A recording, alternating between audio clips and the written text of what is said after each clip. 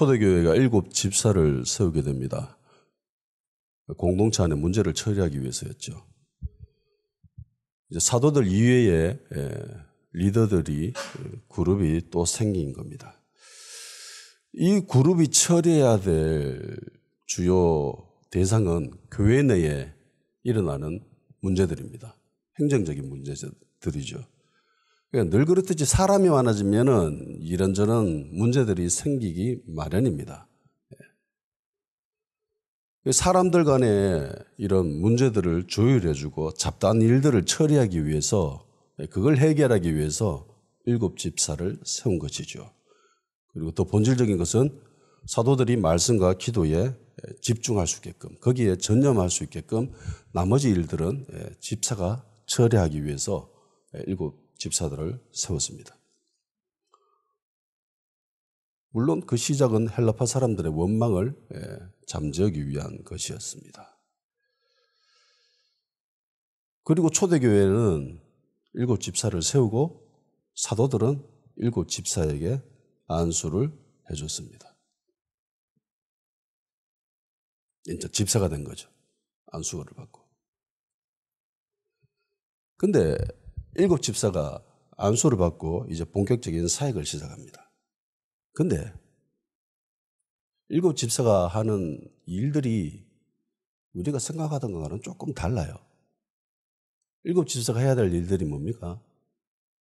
교회 내에 일어나는 문제들, 뭐 이런저런 잡음들, 그런 것들을 처리하는 것이 7 집사가 해야 될 일이죠.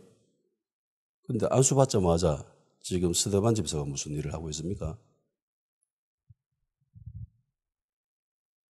원래 하던 걸 합니까? 자기가 해야 될 일을 합니까? 아니면 하지 않아도 될 일을 하고 있습니까, 지금?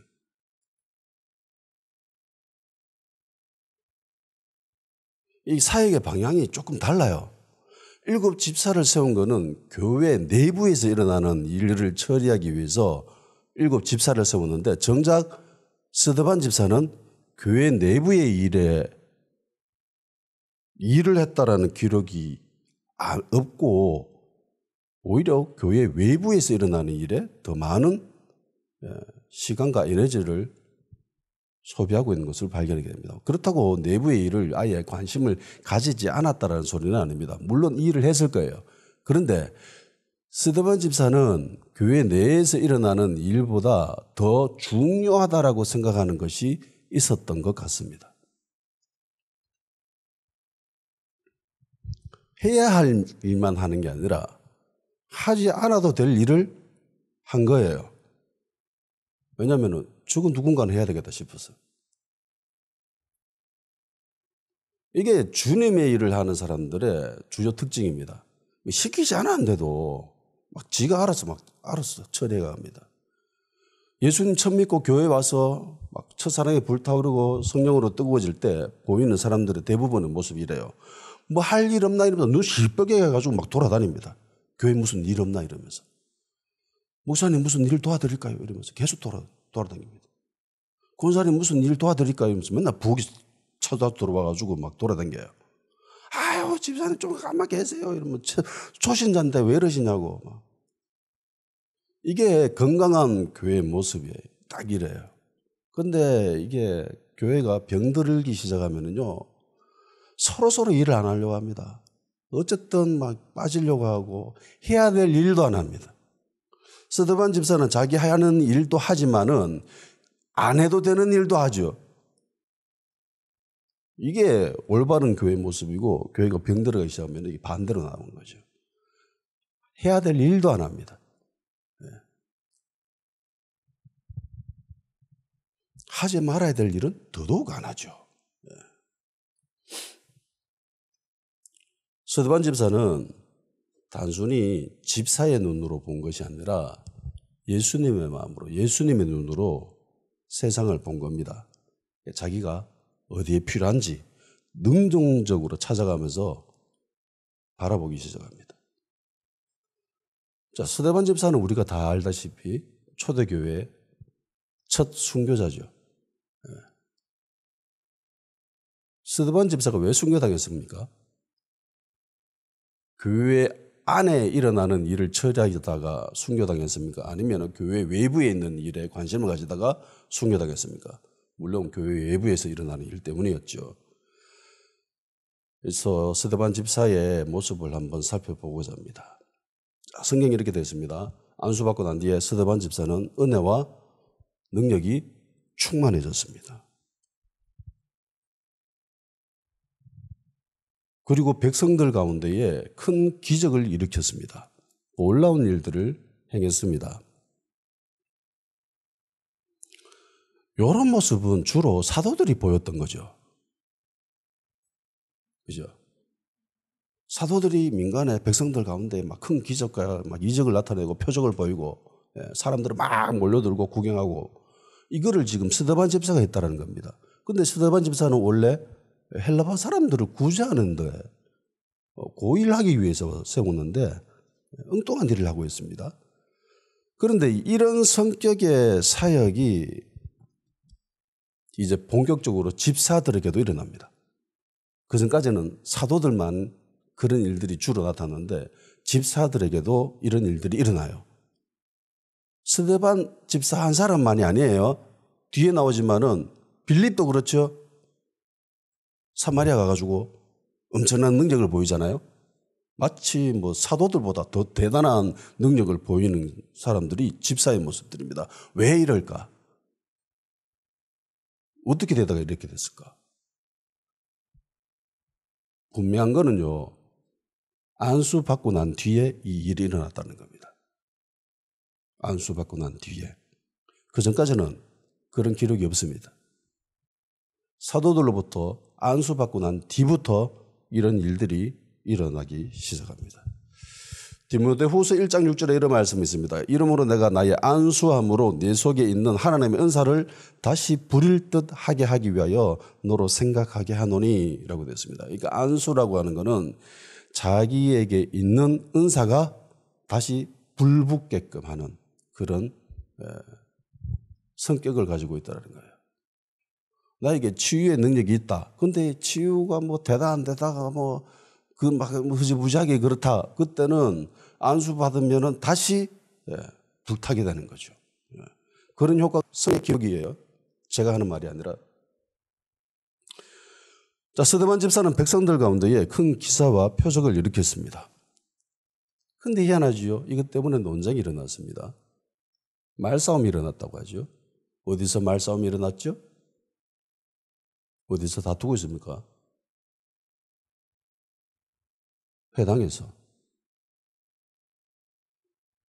9절 말씀이죠. 9절 말씀을 읽어봅시다. 시작. 이른바 자유민들 즉 구레네인 알렉산드라인 길리기와 아시아에서 온 사람들의 회당에서 어떤 자들이 일어나 스데반과 더불어 논쟁할세. 자, 회당에서 논쟁이 시작이 됐습니다. 말다툼이 일어났습니다. 말로 싸우는 거죠. 현대인 역에는 요걸 이런 식으로 번역해 놨습니다. 그러나 자유인이라는 사람들의 회당과 구레네, 알렉산드리아, 길리기아, 아시아에서 온 사람들의 각 회당에서 반대자들이 일어나 스데반과 논쟁하기 시작하였다. 그러니까 스데반 집사는 여러 회당을 막 돌아다녔습니다. 그죠? 스데반 집사는 각 회당을 막 돌아다녔어요. 왜 회당을 돌아다녔을까요? 성전에서 해도 되잖아요. 그죠? 이때까지 사도들의 모습을 보면 성전에서 이적과 기적을 베풀었습니다. 그 사람들 막 구경하러 몰려들고. 근데 왜 스데반 집사는 회당을 돌아다녔냐는 거죠. 자, 여기 위해서 일단 회당이 무엇인지 한번 살펴봐야 됩니다. 회당은 유대인 남성 장정들, 성인 10명이 있으면 세울 수 있습니다. 그전에는 기도처를 세울 수 있어요. 회당은 유대인들에게 있어서 굉장히 중요합니다. 삶의 중심을 이루고 있습니다. 유럽을 가보지는 못했지만 유럽에 가보면은 대부분의 도시들이 교회를 중심으로 형성되어 있습니다. 도시의 중심에는 교회가 있어요. 그것처럼 유대인들이 모이는 곳이면 무조건 회당을 세우고 회당을 중심으로 유대인들은 살아가기 시작합니다. 거기서 정치, 종교, 뭐 교육, 오만 것들이 다 일어나요. 재판까지. 그러니까 회당이 유대인들에게 있어서는 너무너무나 중요합니다. 근데 이상하지 않나요? 원래 유대인들의 신앙의 중심은 회당이 아니죠. 뭡니까? 성전이잖아요. 성막이었다가 그리고 솔로몬이 세우고 난 뒤부터는 성전이었죠. 그죠? 근데 신약 성경에 보면 이 회당에 대해서 굉장히 많이 언급하고 있습니다. 왜 이렇게 됐을까요? 많은 사람들이 이야기합니다. 이스라엘이 타락했습니다. 하나님이 진노하시죠. 그래서 바벨론 사람들이 와서 이스라엘이 박살납니다. 유대가 지죠. 전쟁에서 패합니다. 그리고 성전이 어떻게 됐죠? 무너졌습니다. 선지자들은 이제 예루살렘이 아니라 바벨론 포로로 끌려가가지고 거기서 신앙생활 잘해 라고 이야기했습니다. 어떻게 해요? 성전이 없는데? 성전이 없는데 어떻게 합니까? 그리고 바벨론에서 성전을 세울 수도 없습니다. 이 사람들은 종이잖아요. 종들이 무슨 돈이 있습니까? 어떻게 시간이 있어요? 재력이 어디 있습니까? 성전을 세울 수도 없습니다. 그곳에서.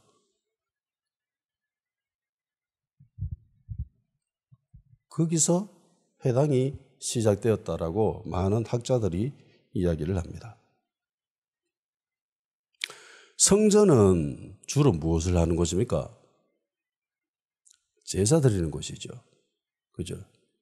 레위인들 그리고 제사장들이 중심이 되어서 하나님을 제사 드리는데 전적으로 쓰임받는 곳이 성전입니다. 그러면 회당은요? 회당에서 주로 하는 일은 뭘까요?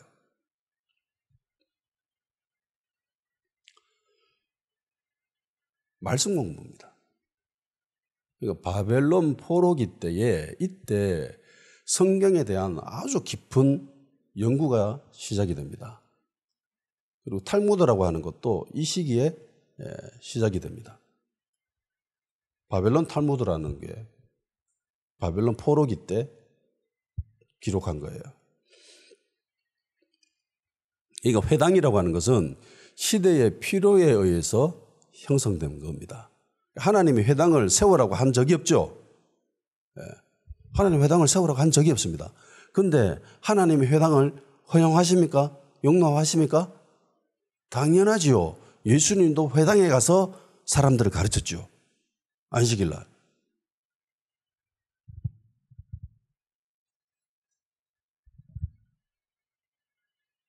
그러니까 그 전까지 회당에서 말씀을 연구하고 사람들이 회당에서 성경 말씀을 공부하기 이전에는 사람들이 제사를 드리는 형태로 신앙생활을 유지했습니다. 제사가 그냥 신앙생활을 대표한다고 생각하시면 돼요. 말씀은요, 뭐 들어본 적이 가물가물해요. 예. 제사 드리는데 굳이 뭐 설교하는 게 있습니까? 없지요. 그냥 재물 가져와가지고 죽이고 피 뿌리고 뭐 불태우고 그거예요. 말씀은요? 그게 없습니다. 열왕기 하 22장에 보면은 요시야가 이 성전 종교개혁을 일으킬 때에 성전을 청소하다가 성전에서 율법을 발견하게 됩니다. 8절에서 13절까지 제가 읽어드릴게요.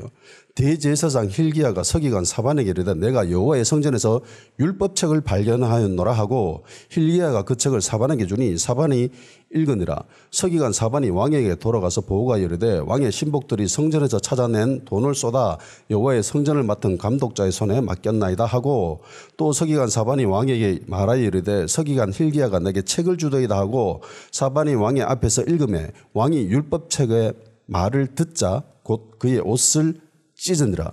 왕이 제사장 hil기야와 사반의 아들 아히감과 미가야의 아들 악불과 서기관 사반과 왕의 시종 아사에게 명령에 이르되 너희는 가서 나와 백성과 온 유다를 위하여 이 발견한 책의 말씀을 다하여 여호와께 물으라. 우리 조상들은 이 책의 말씀을 듣지 아니하며 이 책에 우리를 위하여 기록된 모든 것을 행하지 아니하였으므로 여호와께서 우리에게 내리신 진노가 크도다. 아멘. 왕인 요시야조차도 율법에 대해서 들어본 적이 없는 거죠. 이 율법책이 정확히 어느 말씀인지에 대해서는 기록하고 있지 않습니다. 그렇지만 왕조차도 이 말씀에 대해서 쉽게 접근할 수 없었다는 현실이에요. 우리는 오늘 아침에도 프린터가 왔는데 프린터 고장 나가지고 조금 헤매기는 했지만 어쨌든 우리는 그냥 인쇄하면 다닥 티 나옵니다. 예, 책도 많고 인쇄술이 발달해가지고 너무나 쉽게 우리는 성경책을 말씀을 접할 수 있죠. 그런데 그 당시 사람들은요, 성경책을 볼 수 있었을까요? 지금은 우리가 이 책이지만 옛날에는 이 책이 아니죠. 재본된 성경이 아니잖아요. 두루마기입니다. 두루마기. 양 끝에 봉 달아가지고 두루루 말아놨는 그걸로 읽었습니다. 양피지로 기록했지요. 비싸요. 굉장히 비쌉니다. 양의 가죽. 그리고 사람이 일일이 그걸 대필해야 됩니다. 목사님 말씀 많이 들어봤잖아요. 여호와의 말이나 그 단어가 나오면은 가가지고 목욕하고 다시 와서 적고 그랬다고 하는 거 사실인지 아닌지 그 정확하게 알 수는 없지만 그만큼 정성을 기울이면서 기록했다라는 겁니다. 그러니까 이게 쉽게 접할 수 있는 물건이 아니에요. 그거 한번 읽어야 돼. 두루마리 쫙 펼쳐서 읽어야 되고요. 굉장히 비싸고요. 그리고 기록하는데도 시간이 무지하게 많이 들고요. 이게 어마어마한 물건, 진짜 보물인 거예요. 이 자체가. 그러니까 왕조차도 쉽게 접근할 수 없었고 몇 개 없었다라는 거예요, 진짜. 여기에다가 히브리어라고 하는 특수성까지 있습니다. 우리는 한글이죠. 우리나라 언어는 자음과 모음으로 구성되어 있습니다. 전 세계에서 가장 과학적이고 최고의 글자죠. 그런데 히브리어는 아주 독특합니다. 모음이 없어요. 히브리어는 자음만 쭉 적혀 있습니다. 그럼 이걸 어떻게 읽어요? 누가 읽어줘야 돼요. 자음만 딱 해놓고 아버지라고 하면은 이응, 비읍, 지읒 이렇게 딱 적어놓은 거예요. 이거 어떻게 읽어요? 아버지라고 읽어. 그래야 알 수 있는 거예요. 물론 후대 오면서 점을 찍어서 모음 역할을 하기 시작합니다. 그래서 히브리에 보면은 해놓고 점 한 개 중간에 이쪽에 있고 세 개 찍혀가 있고 이러면서 모음을 구분하는 겁니다. 그러니까 이래저래 말씀을 접하기도 힘들고 읽기도 힘들고 어려운 거예요. 왕조차도 말씀에 쉽게 접근할 수 없는 그런 상황이었습니다. 요시야의 반응을 보면은 이 당시에 말씀에서 얼마나 멀어져 있는가에 대해서 알 수 있는 거죠. 성전에서 제사를 드렸음에도 불구하고 제사를 안 드리지 않았잖아요. 성전에서 제사를 드리고 하나님을 예배를 했음에도 불구하고 이스라엘이 멸망했습니다. 유다가 망했습니다. 성전이 무너졌습니다. 왜 그럴까요? 요시야의 반응을 봐서 아는 거예요. 아, 예배는 제사는 드렸지만 말씀을 어겼구나. 우리가 불순종했구나. 포로로 끌려가서 바벨론 포로로 끌려가서 거기서 이걸 더 깨닫는 거예요. 거기서 말씀 막 공부하다 보니까 연구하다 보니까 와 우리가 이것 때문에 이래 됐구나. 그걸 뼈저리게 체험한 겁니다. 거기서 더 열심히 말씀에 대한 탐구가 일어납니다. 우리가 말씀을 어겼다. 말씀을 불순종했다. 그래서 그 이후로부터는 회당은 이스라엘인들에게 있어서는 절대적인 그런 장소가 됩니다.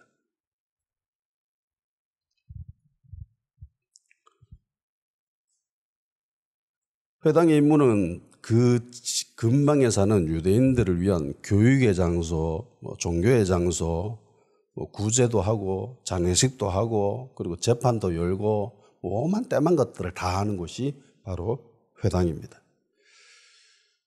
이후에 성전이 재건되었지요. 그럼에도 불구하고 회당은 회당으로서의 역할을 충실히 이어갑니다. 예수님도 세례 요한에게 안수받고 난 이후에 회당에 가서 복음을 전하지요. 누가복음 4장 15절 21절까지입니다. 친히 그 여러 회당에서 가르치심에 무 사람에게 칭송을 받으시더라. 예수께서 그 자라나신 곳 나사렛에 이르사 안식일에 늘 하시던 대로 회당에 들어가서 성경을 읽으려고 서심해 선지자 이사야의 글을 드리거늘 책을 펴서 이렇게 기록된 데를 찾으시니 곧 주의 성령이 내게 임하셨으니 이는 가난한 자에게 복음을 전하게 하시려고 내게 기름을 부으시고 나를 보내사 포로된 자에게 자유를 눈먼 자에게 다시 보게 함을 전파하며 눌린 자를 자유롭게 하고 주의 은혜의 해를 전파하게 하라 하심이라 하였더라. 책을 덮어 그 맡은 자에게 주시고 앉으시니 회당에 있는 자들이 다 주목하여 보더라. 이에 예수께서 그들에게 말씀하시되 이 글이 오늘 너희에게 응하였느니라 하시니 늘 하시던 대로 회당에 가서 말씀을 읽으셨답니다. 바울 역시 예수님을 믿고 난 뒤에 제일 먼저 찾아간 곳이 회당이었습니다. 사도행전 9장 18절입니다. 즉시 사울의 눈에서 비늘 같은 것이 벗어져 다시 보게 된지라 일어나 세례를 받고 음식을 먹음에 강건하여 지느라 사울이 다메섹에 있는 제자들과 함께 며칠 있을새 즉시로 각 회당에서 예수가 하나님의 아들이심을 전파하니 듣는 사람이 다 놀라 이르되 이 사람이 예루살렘에서 이 이름을 부르는 사람을 멸하려던 자가 아니냐 여기 온 것도 그들을 결박하여 대제사장에게 끌어가고자 함이 아니냐 하더라. 바울도 예수님을 믿는 자들을 잡아다가 감옥에 집어넣으려고 다메섹에 가다가 예수님 믿고 난 뒤부터 바로 회당에 가가지고 복음을 전합니다.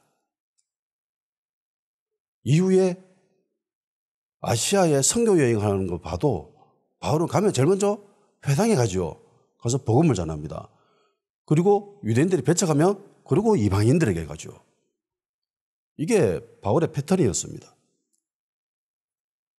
그러면 스데반 집사는 회당에 왜 갔을까요?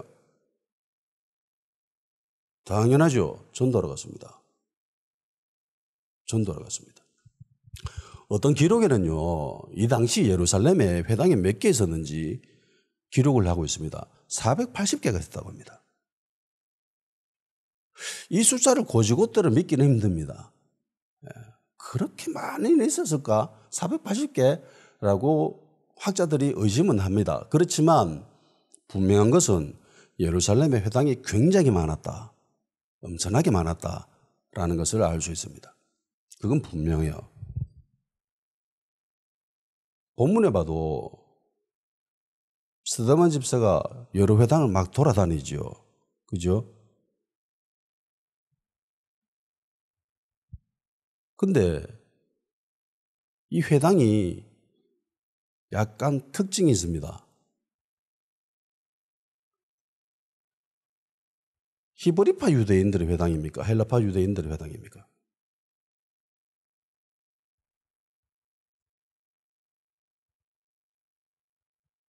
구레네인, 알렉산드리아인, 길리기아인, 아시아에서 온 이 사람들 어느 지역 사람들이에요?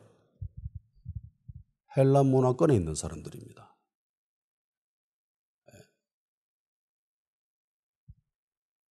스데반은 히브리파 유대인입니까? 헬라파 유대인입니까? 헬라파 유대인이죠.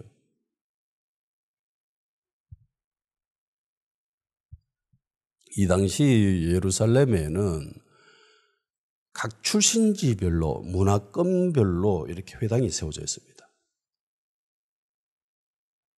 그러니까 자기가 주로 사용하는 그런 언어들 그리고 그런 문화권에 있는 사람들끼리 모여서 회당을 만들어서 그렇게 했던 거죠. 왜냐하면 이게 문화와 사회와 굉장히 밀접한 관련이 있잖아요. 단순히 종교적인 역할만 하는 게 아니잖아요. 이 회당이라고 하는 게. 그래서 구성원들의 특수성을 충분히 반영해서 회당이 형성되어져 있었습니다. 그리고 스데반 집사는 일일이 그 헬라권에 속해 있는 회당들을 찾아다니면서 복음을 전했습니다. 예수님 전하고 있었습니다. 그리고 거기서 많은 권능과 기적도 일으켰죠. 이것 때문에 논쟁이 일어났습니다. 스데반 집사와 논쟁한 사람들은 전통적인 유대인들과는 달리 헬라적 색채가 굉장히 강력한 그런 유대인들과 논쟁이 일어난 거예요. 그러면 히브리파 유대인들의 회당은 없었을까요? 아니죠. 오히려 히브리파 유대인들의 회당이 더 많았을 겁니다. 그런데 왜 스데반 집사는 헬라파 유대인들의 회당을 갔을까요?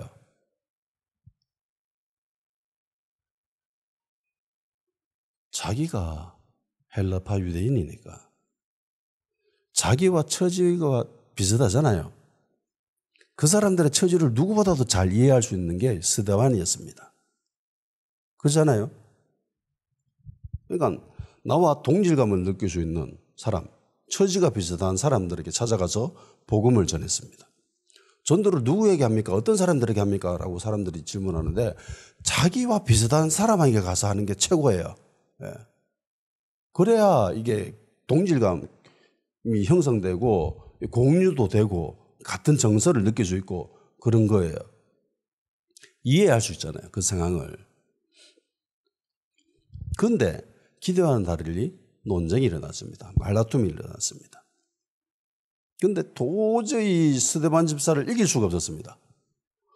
10절에 스데반이 지혜와 성령으로 말미암아 그들이 능히 당하지 못하여 그냥 말싸움을 했는데 아무래도 이길 수가 없는 거야. 싸웠다 하면 백전백패였습니다. 하나님이 말씀으로 천지를 창조하셨지요. 그리고 예수님은 말씀이십니다. 말씀이 육신이 되어서 우리 가운데 거하신 분이 예수님이지요. 그리고 성령으로 충만함 받았다라고 할 때에 사도행전 2장에 나오는 그 모습, 이전사주 호련히 하늘로부터 급하고 강한 바람 같은 소리 온 집에 가득했다. 그리고 마치 불의 혀처럼 갈라지는 것들이 보였다. 혀가 나오지요. 그리고 성령의 충만함을 받고 성령의 말하심을 따라 다른 언어, 방언으로 말하기를 시작했다.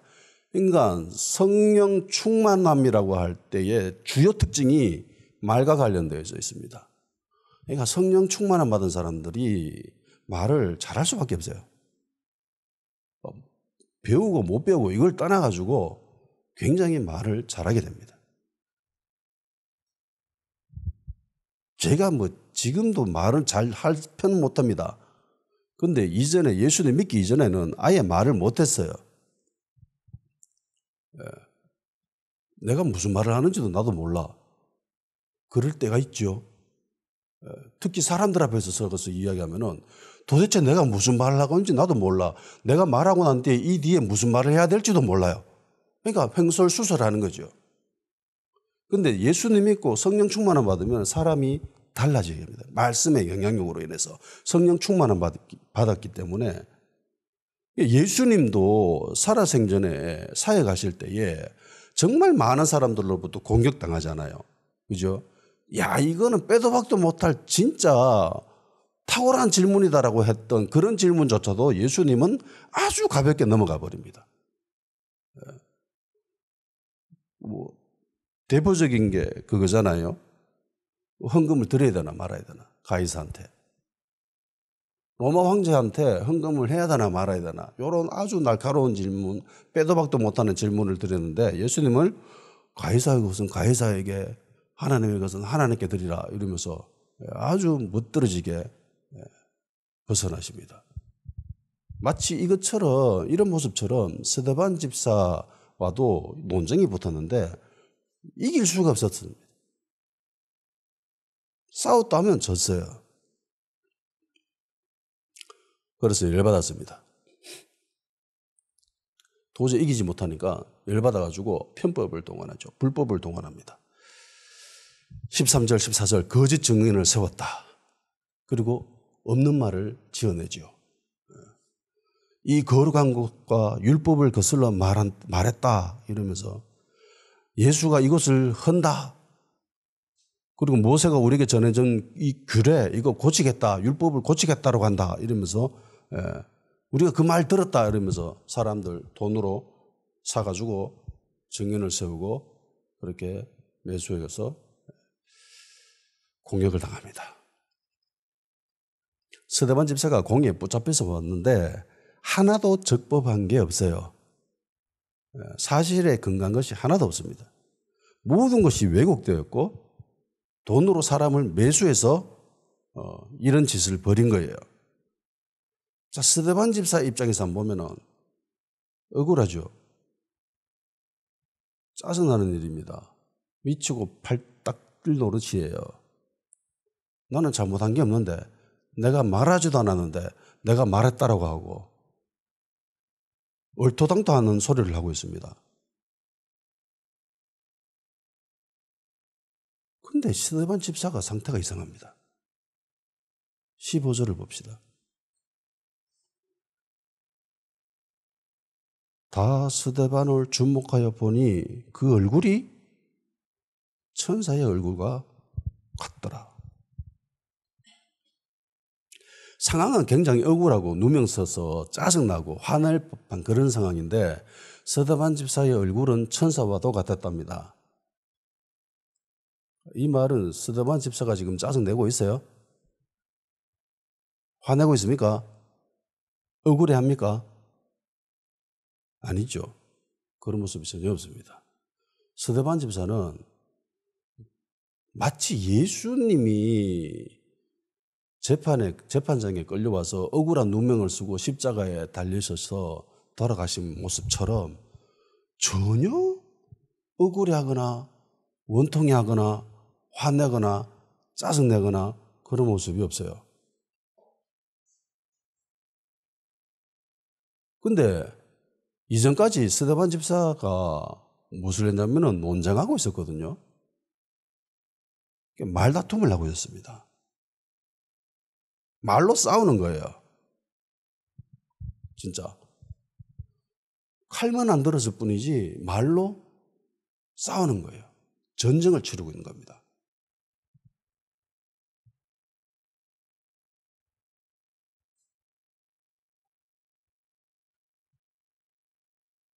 적군과 열심히 싸우다 보면은요, 나도 모르게 적군의 모습과 비슷하게 닮아갑니다.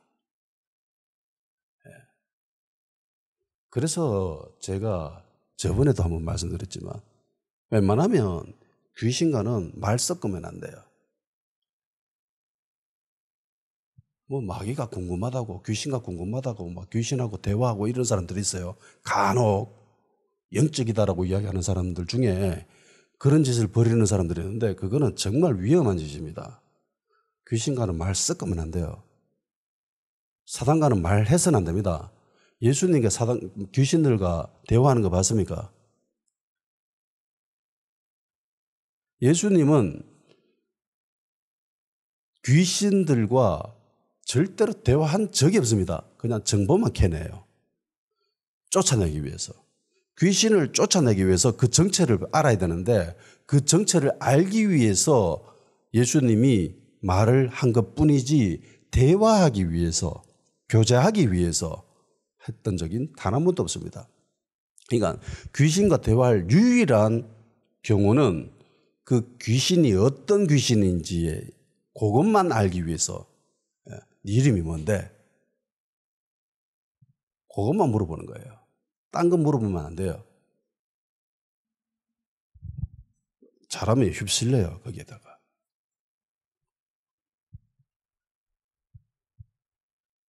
같이 있다 보면 닮아가기 마련이거든요. 같이 있다라고 하는 거는 좋아서 같이 있을 수도 있어요.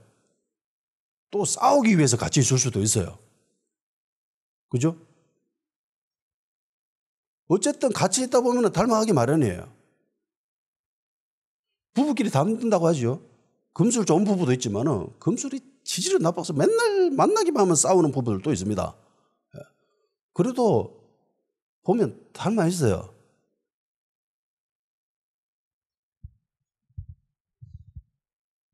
서로 정반대인 상황 속에 있는 사람이라 할지라도 서로 으르렁거리면서 싸우고 있음에도 불구하고 나중에는 슬슬 닮아가요.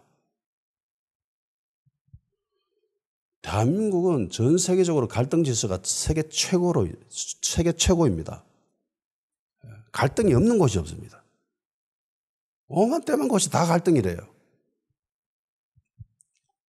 그중에 가장 큰 심각하다고 생각하는 것이 저는 정치 영역이라고 생각하는데 보수와 진보 늘 서로 으르렁거리면서 싸우고 있죠.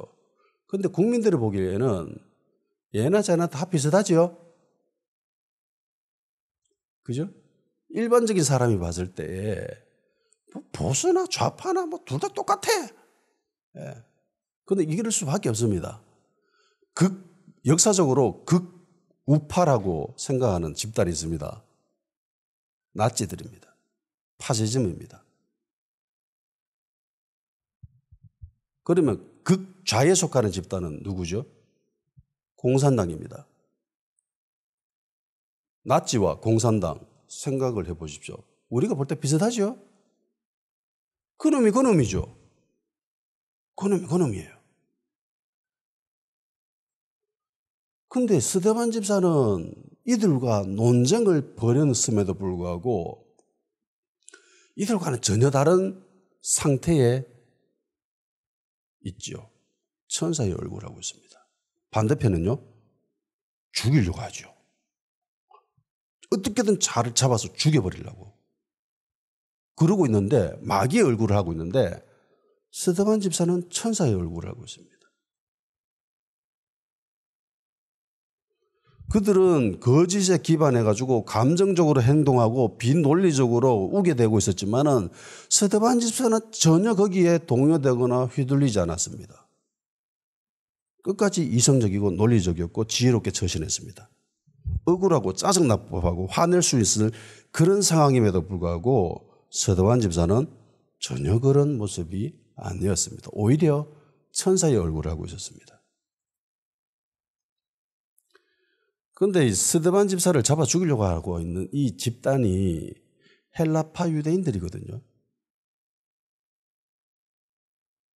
예수님 믿는 헬라파 유대인이 아니라 그냥 유대교를 믿는 헬라파 유대인들입니다. 이들이 스데반 집사를 향해서 적개심을 가지고 있습니다. 예수님을 십자가에 못 박아 죽여야 된다라고 그렇게 앞장서서 사람들을 선동질하던 사람들이 있지요. 사두개인들, 대제사장들, 이런 사람들. 그들이 왜 예수님을 잡아 죽이려고 했나?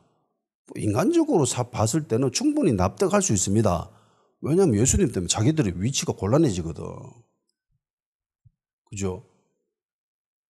백성들한테 인기 다 뺏기고 두 사람 다 가보니 자기들은 위치가 곤란해지잖아요. 더 이상 유익도 사라질 것이고. 그래서 인간적으로 봤을 때는 충분히 납득이 됩니다. 저래서 그랬구나라고 생각할 수 있습니다. 그런데 헬라파 유대인들은 왜 스데반 집사를 죽이려고 할까요? 이 사람들은 왜 스데반 집사를 못 죽여서 안달이었을까? 이 사람들이 제사장들과 백성들을 충동시킨 겁니다. 12절에 백성과 장로와 서기관들을 충동시켜 와서 잡아가지고 공회에 이르러. 그러니까 헬라파 유대인들이 이 일을 했다라는 거예요. 헬라파 공회에 있는 사람들이. 왜요?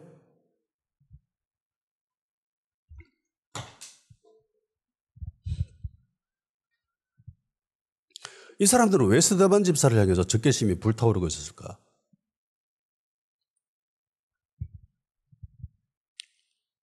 뭐 신학적으로 봤을 때는 뭐 복음을 향한 세상의 관점, 마귀의 관점이 이렇다라는 걸 알 수 있습니다. 뭐 뚜렷한 이유 없이 그냥 복음, 전도, 예수 싫어하는 거예요. 무조건 싫어요.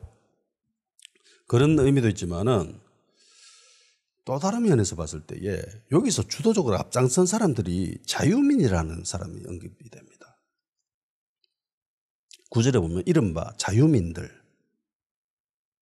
요 자유민들이라고 하는 사람들은요, 원래는 노예였습니다. 원래는 노예였는데 이제 노예 신분에서 벗어나 자유인이 된 사람들입니다. 그렇다고 로마 시민은 아니에요. 로마 시민은 아닌데 자유하게 된 사람들입니다.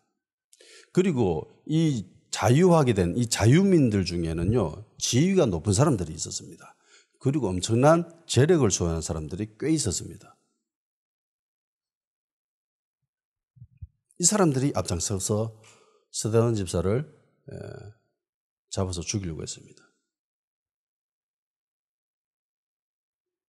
노예였는데 뭐 이런저런 과정을 거치면서 힘겹게 자유를 얻었습니다.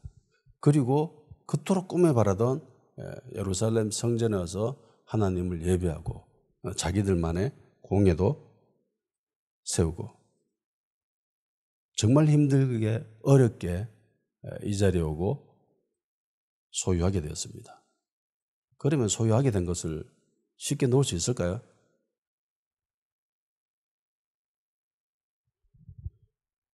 힘겹게 얻은 것일수록 그것을 지키려고 하는 습성이 강하죠. 그죠? 그런 집착이 강하면 강할수록 사람은 배타적이 됩니다. 남을 수용하지 않으려고 합니다. 오히려 못 사는 동네가 더 배타적입니다. 잘 사는 동네는요, 굉장히 포용력이 커요. 서울이 외국인들에게 대해서 포용력이 클까요? 아니면 대구가 외국인들에 대한 포용력이 클까요? 당연합니다. 서울이 훨씬 외국인들에 대해서 열려 있습니다. 대구는요, 닫혀 있죠. 그야 뭐 구한말의 쇄국 정책과 비슷한 모습을 보이는 게 대구 지역 사람들의 모습입니다. 왜? 못 살거든요. 못 사는 동네일수록 더 그래요. 그게. 구한말 쇄국 정책을 펼쳤죠. 조선이. 이거는 무조건 지켜야 된다라는 그런 생각에 의해서 그런 정책을 취했습니다.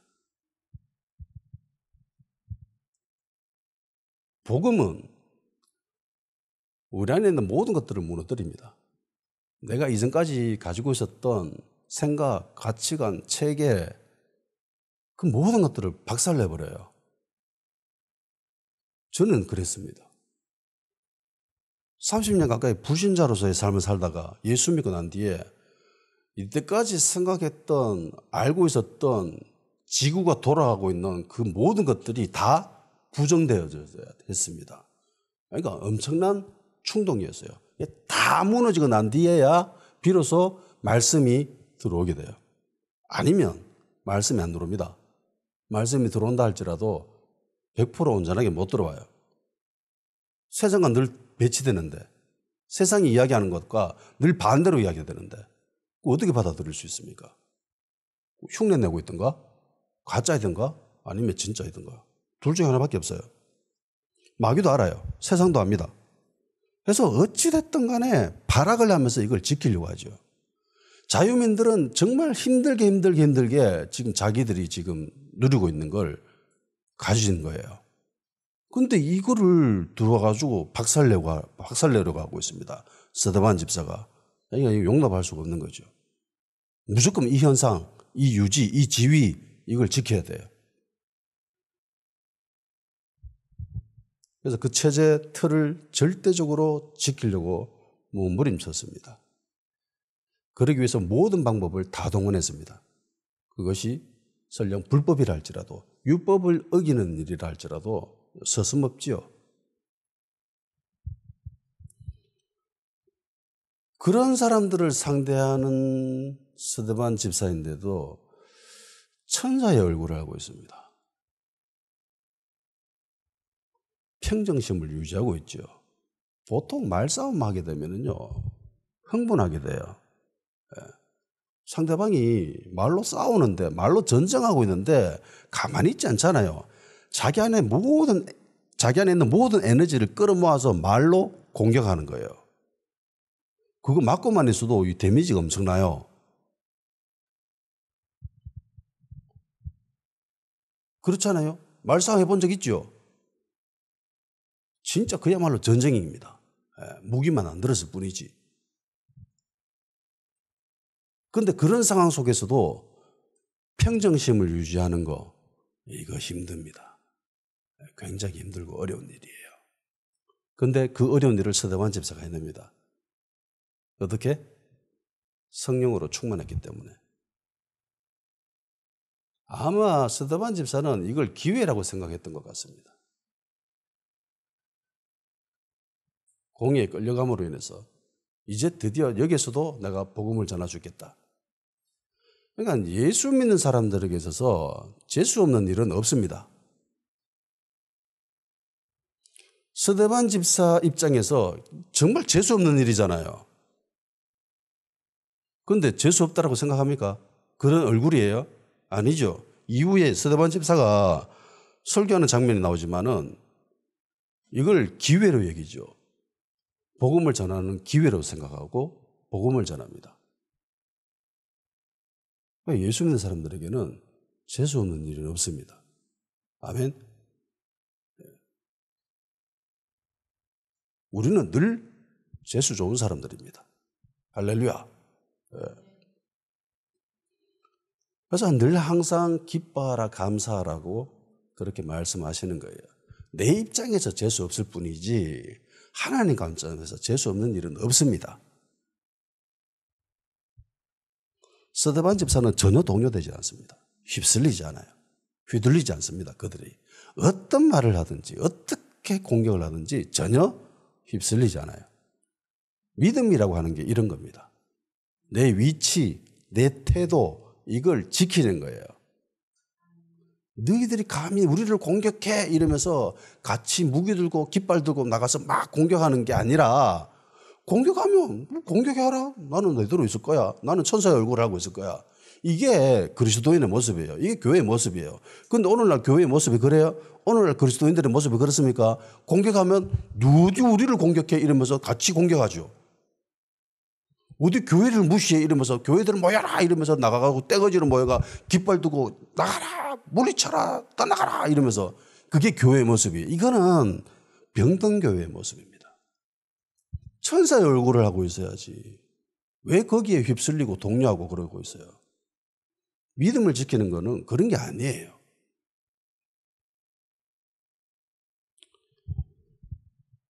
기도하는 시간 가지도록 합시다. 주님의 눈으로 세상을 바라보게 하시고 어떤 상황 가운데서도 천사의 얼굴을 한 상태로 상대할 수 있는 그런 믿음의 사람, 성령과 지혜로 충만한 그리스도인, 그런 교회 되게 하여 주시옵소서. 그리고 내가 비록 나에게 주어진 일이 아니다 할지라도 능동적으로 하나님의 관점으로 하나님의 일을 감당할 수 있는 그런 사람 될 수 있도록 성령님 도와주시옵소서. 다 같이 기도하도록 합시다.